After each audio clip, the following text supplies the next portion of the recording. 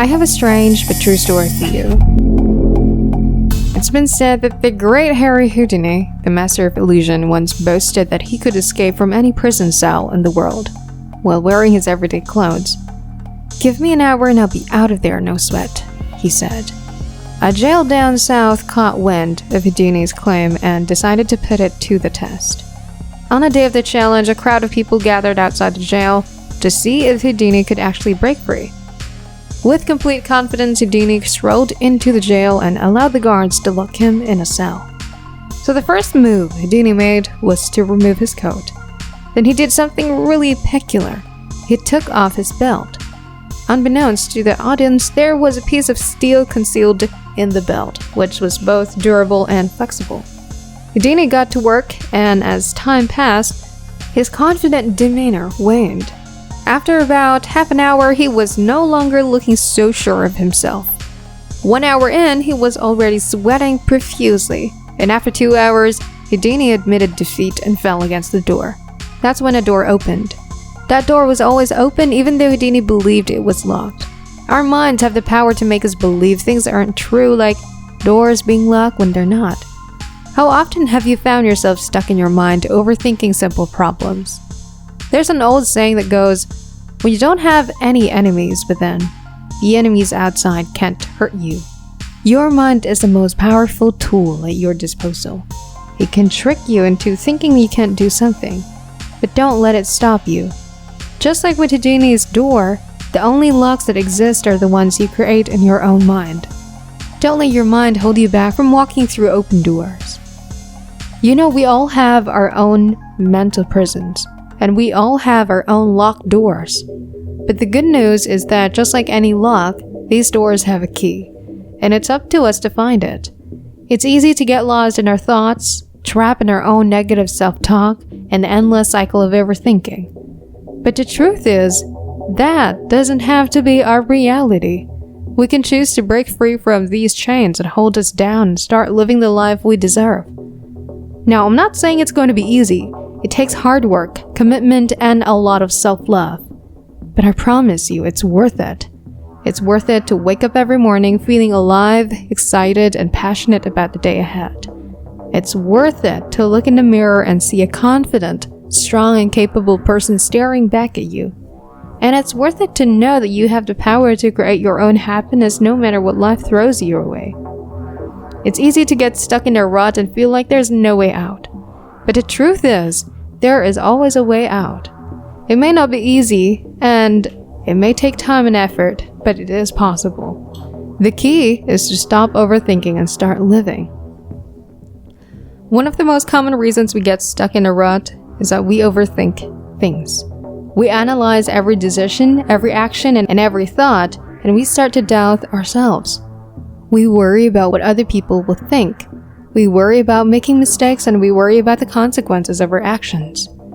This constant analysis and worry can paralyze us, making it difficult to move forward. But the truth is, most of the things we worry about never come to fruition. We create these scenarios in our minds that are much worse than reality, and we let these scenarios hold us back. The key is to recognize when we're overthinking things and to take action anyway. For example, let's say you're considering applying for a new job, but you're worried that you don't have enough experience. You start to analyze every aspect of your job and you start to doubt yourself. But the truth is, you'll never know if you're qualified until you apply. Instead of overthinking things, just take action. Apply for the job and see what happens. If you don't get it, you can always try again. Another reason we get stuck in a rut is that we don't take action. We have all these ideas and goals, but we never take the first step. We worry about the future, we worry about failure, and we worry about not being good enough. But the truth is, you'll never be good enough if you don't start. The key is to take small, manageable steps toward your goals. Break them down into smaller, more achievable tasks, and focus on completing those tasks. As you complete each task, you build momentum and gain confidence, making it easier to tackle the next one. Finally, it's important to remember that it's okay to fail. In fact, failure is an essential part of the learning process. Every successful person has failed at something at some point in their life. The key is to learn from your failures and use them as opportunities to grow. When you fail, take a step back and analyze what went wrong. What could you have done differently? What can you learn from the experience? Use this knowledge to make better decisions in the future. It's important to remember that overthinking is a habit, and like any habit, it can be broken. It's not an easy process, but it's worth it. It starts with becoming aware of your thoughts and recognizing when you're overthinking. When you catch yourself doing it, take a deep breath and ask yourself if what you're thinking is helpful or if it's just causing unnecessary stress and anxiety. Another way to break the habit of overthinking is to focus on the present moment. Instead of dwelling on the past or worrying about the future, try to be fully present in the here and now. You can do this by practicing mindfulness, which involves paying attention to your thoughts and feelings without judgment. One effective mindfulness technique is to focus on your breath. Take a deep breath and pay attention to the sensation of air entering and leaving your body. If your mind starts to wander, gently bring it back to your breath. With practice, this can help you stay grounded in the present moment and reduce your tendency to overthink. It's also helpful to set boundaries with your thoughts.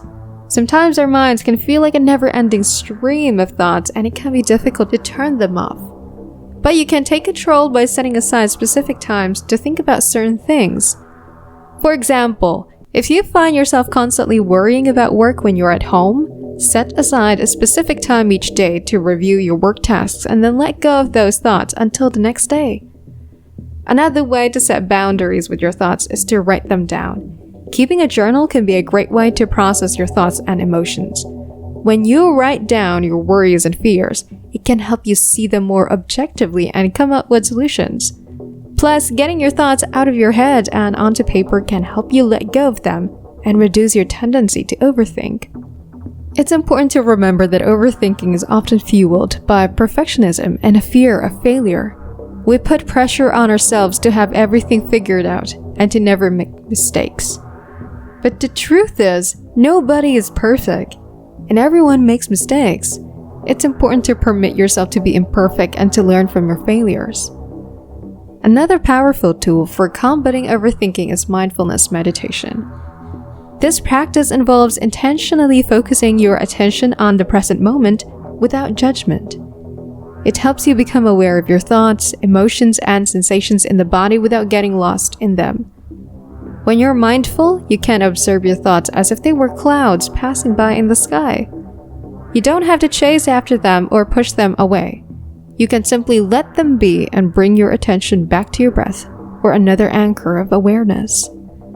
Studies have shown that mindfulness meditation can reduce anxiety, depression, and rumination, a form of repetitive negative thinking that's closely related to overthinking. In one study, participants who received mindfulness training showed significant improvements in their ability to disengage from negative thoughts and focus on the present moment. Another study found that mindfulness-based cognitive therapy, MBCT, was as effective as medication in preventing relapse in people with recurrent depression. In addition to meditation, there are other ways to cultivate mindfulness in your daily life. For example, you can practice mindful breathing while doing everyday activities like washing dishes or brushing your teeth. You can also try to be fully present when talking to someone, listening to music, or enjoying a meal. By bringing your attention to the present moment and letting go of distractions, you can experience more joy, peace, and gratitude in your life. Another strategy for overcoming overthinking is to take action. When you're stuck in your head, it's easy to feel overwhelmed and helpless. But by taking small steps towards your goals, you can build momentum and confidence. Even if you're not sure what to do, taking action can help you gain clarity and perspective. It can also help you break out of the cycle of rumination and self-doubt. When taking action, it's important to set realistic goals and expectations. Don't try to tackle everything at once or expect immediate results. Instead, focus on making progress, even if it's slow or incremental. Celebrate your successes, no matter how small, and learn from your mistakes. By taking consistent action, you can build a sense of purpose and direction in your life. Finally, it's important to cultivate Self-compassion. Overthinking often involves self-criticism and harsh judgments. But beating yourself up only adds to your suffering and makes it harder to move forward. Instead, try to treat yourself with kindness and understanding as you would a good friend. Acknowledge your struggles and mistakes, but also recognize your strengths and accomplishments. Focus on your progress, not just your problems. One way to cultivate self-compassion is to practice self-care. This includes getting enough sleep, eating healthy, exercising regularly, and doing activities that bring you joy. When you take care of your basic needs, you're better able to cope with stress and manage your emotions. You're also sending a message to yourself that you're worth taking care of, which can boost your self-esteem and confidence. Overthinking can be a debilitating habit that drains your energy, disrupts your sleep, and interferes with your relationships. But it's not a fixed trait that you're stuck with forever. By using the strategies outlined above, you can learn to manage your thoughts and emotions, cultivate mindfulness, take action toward your goals, and practice self-compassion. Over time, you can break free from the cycle of overthinking and start living a more fulfilling and peaceful life.